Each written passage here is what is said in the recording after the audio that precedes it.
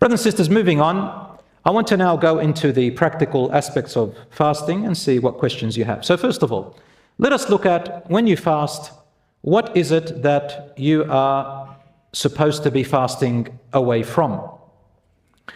So memorize these. Number one, in the daytime, from the moment Fajr, the break of dawn, until sunset, we don't eat anything and don't drink anything. Anything that goes through the mouth or any other place and then goes through the throat into the esophagus. Even if it's a marble, if you put a marble in there, it's going to break your fast. So anything that goes through the mouth or the nose or the ears, through the area of the throat into the esophagus, breaks the fast. Except if it's by mistake, forgetfulness, incidental. So if it wasn't your fault, then it does not break your fast. So any deliberate eating or drinking. Number three, any intravenous nourishment must be avoided as well. Needles that gives you nourishment, whether it's water, whether it's vitamins, minerals, all of that, protein, that breaks your fast if you put it through there, and we must avoid it. And number four, sexual intercourse in the daytime. And when I say sexual intercourse, I'm not talking about fornication and adultery, zina. We're talking about husband and wife who are married, halal sexual intercourse. Now, I want you to remember 7 things that break your fast. 7. Number 1, of course, eating anything deliberately. Number 2, drinking anything deliberately. Number 3, intravenous nourishment or food. Number 4, sexual intercourse in the daytime. Number 5, unconsciousness, being unconscious before Fajr all the way to Maghrib. So let's say you're having an operation and they put anesthetic, and you went unconscious for almost the entire day from Fajr until sunset. Then you've got to make up that day. It breaks your fast. But if you are unconscious for part of the day, it does not break your fast. That's like sleeping. Number 6, I'm just going to say it in a more appropriate way. Self-stimulation until ejaculation. And that's for both males and females. We don't have taboo topics in Islam, but the way we say them is respectful. Does everybody understand what that means? Number 7, deliberate vomiting. You make yourself vomit. If someone vomits unintentionally, they do not need to, it does not break their fast.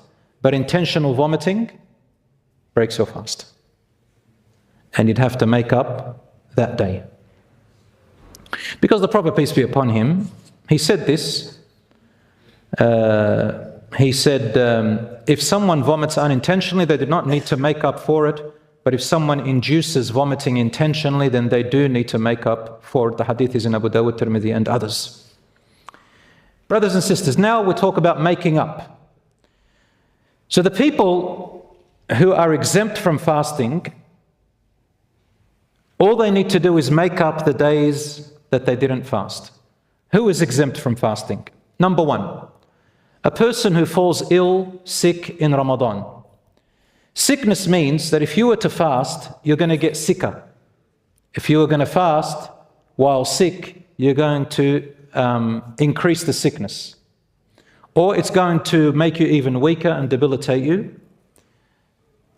Anything such as a flu or a fever, these are the types of sicknesses and above that a person is allowed to break their fast and not harm their body. All you do is you break your fast normally, and then you just, any other time during the year, you make up those days. Number 2, a traveler. A person who is on travel journey, as Allah said in the Quran, Surah Al-Baqarah.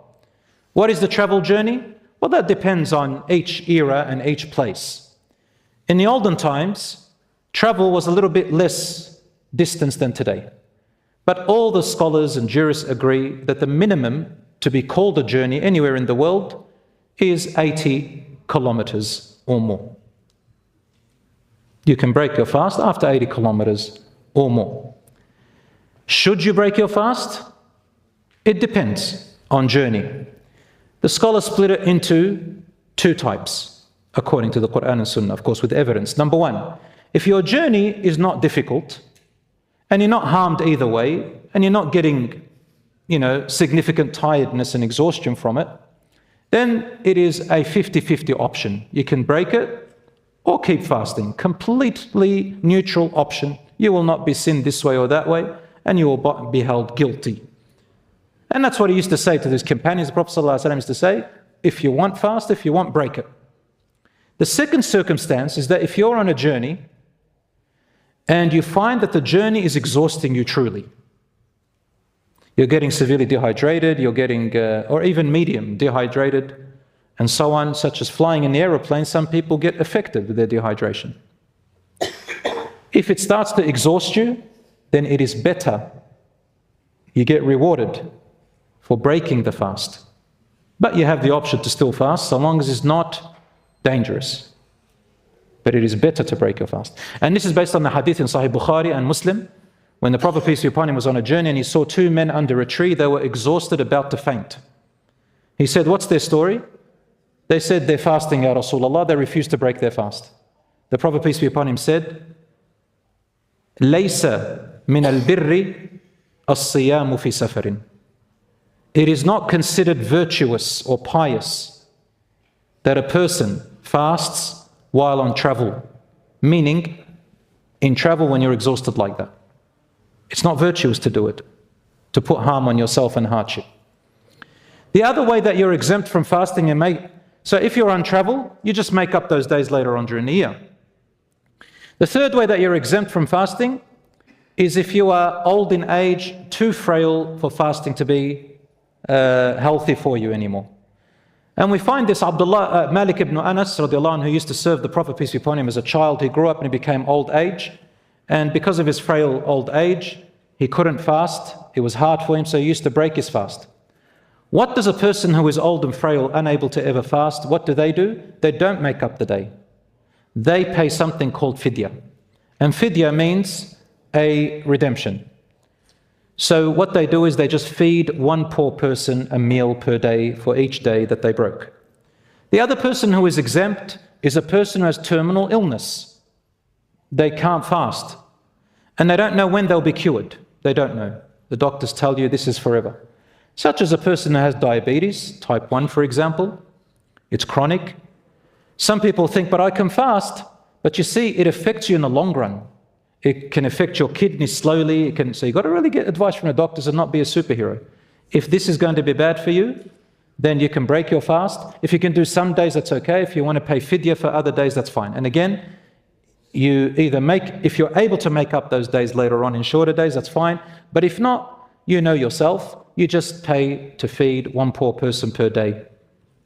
The other person who is exempt from fasting is a pregnant woman or a breastfeeding woman. Now, there is a condition on this. Not every woman who is pregnant is exempt. Not every woman who breastfeeds is exempt. Only some women who there is a genuine fear that she will be harmed if she fasted while pregnant, or her baby will be harmed if she fasted while pregnant, or she will be harmed if she fasted while breastfeeding, or her baby will be harmed if she fasted while breastfeeding, or everything altogether. Some women, if they are breastfeeding and they fasted, the milk dries out and then she stops lactating, she stops producing milk. So she's harmed and the baby's harmed. What do we do for people like this? They have actually 4 options, but without going to technicalities, because different views among the schools of thought, the safest one and the best one that I lean towards, and the view which agrees more with the Quran, is to just make up the day another time. Make up the day another time. Very easy, like that.